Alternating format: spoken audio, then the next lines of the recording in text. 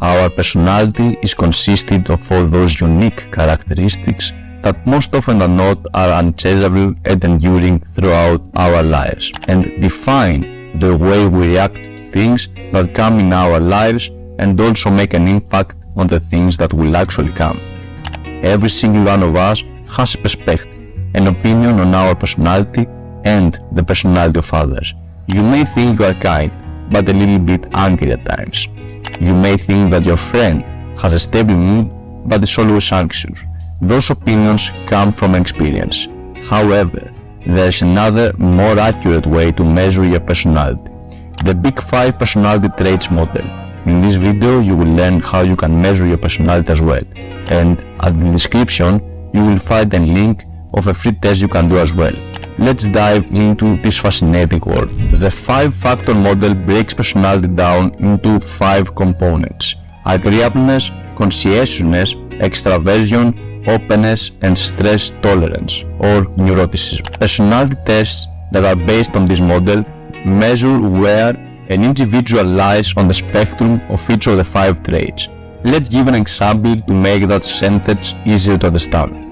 If, for example, the test results show that you have a score of 90 on extraversion, that means that if you were on a big party that had 100 people invited, you would be more extraverted than 90 of them, and less extraverted than only 10 of them.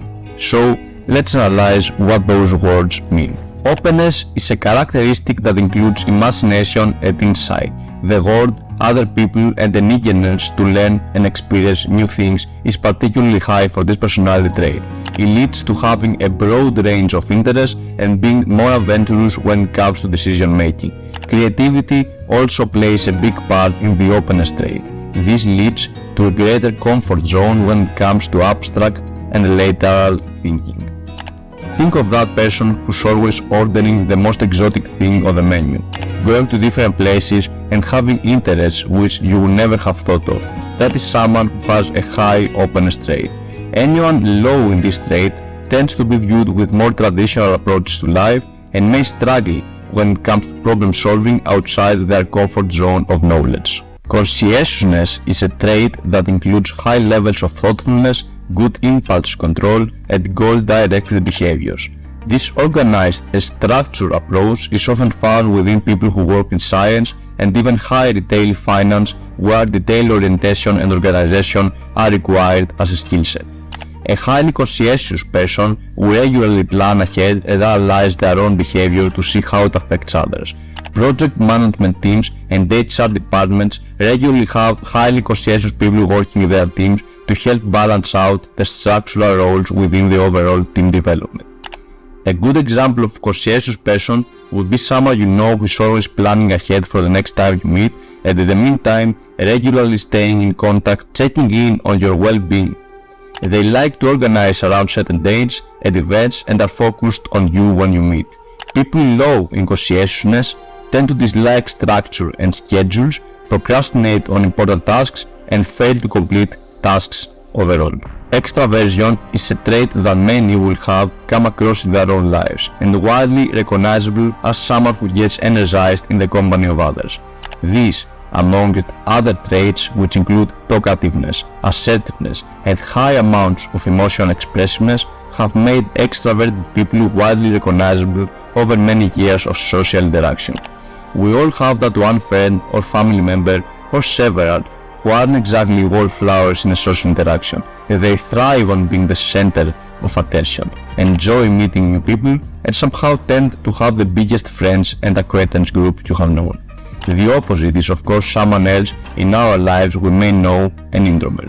They prefer solitude and have less energy in social situations. Being at the center of attention or making small talk can be quite taxing. People who exhibit high agreeableness will show signs of trust, altruism, kindness, and affection. Highly agreeable people tend to have high prosocial behaviors, which means that they are more inclined to be helping other people. Sharing, comforting, and cooperating are traits that lend themselves to highly agreeable personality types.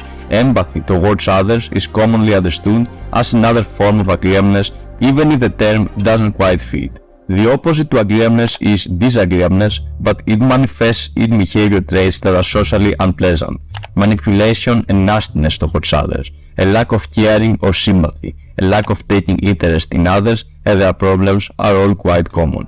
Agreeable people tend to find careers in areas where they can help the most: charity workers, medicine, mental health, and dedicating time to the third sector. Neuroticism is characterized by sadness, moodiness, and emotional instability, often mistaken for antisocial behavior or worse, a greater psychological issue. Is a physical and emotional response to stress and perceived threats in someone's daily life. Individuals who exhibit high levels of neuroticism will tend to experience mood swings, anxiety, and irritability. Some individuals who experience sudden changes in character from a day-to-day perspective could be highly neurotic and respond to high stress levels in their work and personal lives. Anxiety, which plays a large part in the makeup of neuroticism, is about an individual's ability to cope with stress and perceived or actual risk. People who suffer with neuroticism will overthink a lot of situations and find difficulty in relaxing even in their own space. Of course, those who rank lower on the neurotic level will exhibit a more stable and emotionally resilient attitude to stress and situations. Low neurotic sufferers also rarely feel sad or depressed, taking the time to focus on the present moment and not get involved in mental arithmetic on possible stress-inducing factors. Make sure to write down in the comment section the results you believe you will have and come back later to compare them with the actual ones. Like the video to help it reach more people and subscribe to our therapy proof. I am Andrew and I am out. Wishing you all the best.